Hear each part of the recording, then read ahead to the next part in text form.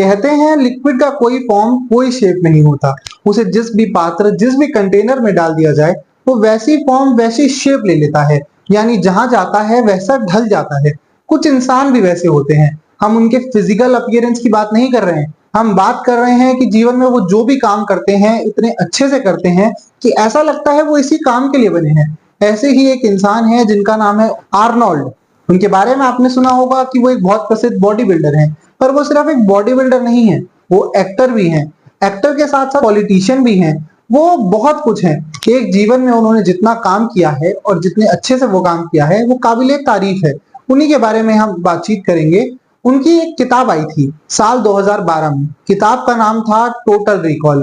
किताब उनकी ऑटोबायोग्राफी है, पर उसे ऑटोबायोग्राफी कहना उस किताब के साथ अन्याय होगा। ऐसा इसलिए भी क्योंकि वो सिर्फ एक किताब नहीं है, वो एक सपने की कहानी है। वो सपना जो ऑस्ट्रिया के एक छोटे से गांव में बैठकर देखा गया था। सपना देखा किसने था? सपना देखा था हमारे अपने आर्नोल्ड ने।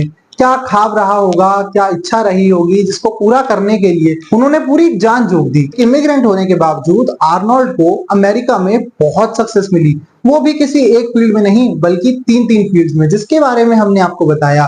पहले बॉडी बिल्डर, फिर एक्टर और फिर पॉलिटिशियन। इस बुक में आर्नोल्ड बताते हैं कि उन्होंने कैसे खुद को बार बार री इन्वेंट किया और उनके मुताबिक यही उनकी सक्सेस की सबसे बड़ी वजह रही। इसलिए ही उनकी सक्सेस हमेशा से कंसिस्टेंट रही है। सबसे पहली बार जब वो बॉडी बिल्डिंग से एक्टिंग में आए तो उन्होंने खुद को री इन्वेंट किया, क्योंकि जो उनकी बॉडी बिल्डिंग की स्किल थी वो एक्टिंग में बिल्कुल इररिलेवेंट थी। ऐसा ही हुआ जब वो एक्टिंग से पॉलिटिक्स में आए। उनकी एक्टिंग की जो भी स्किल्स थी वो पॉलिटिक्स में बिल्कुल इररिलेवेंट थी, पर उन्होंने हार नहीं मानी और खुद को री इन्वेंट करते रहे। यही वजह रही कि उन्होंने 7 बार मिस्टर ओलंपिया जीता, हॉलीवुड में डेब्यू किया, बैक टू बैक ब्लॉकबस्टर्स दी। इतनी मैसिव सक्सेस के बाद भी उनका एक बड़ा एम्बिशन था, जो था पॉलिटिक्स। 2003 से लेके 2011 तक आर्नोल्ड ने as a governor of California भी सर्व किया है। लेकिन दुख की बात यह है कि इतना कुछ करने के बाद, अपने जीवन में इतना कुछ हासिल करने के बाद भी वो आसिम रियाज वाली शोहरत नहीं देख पाए।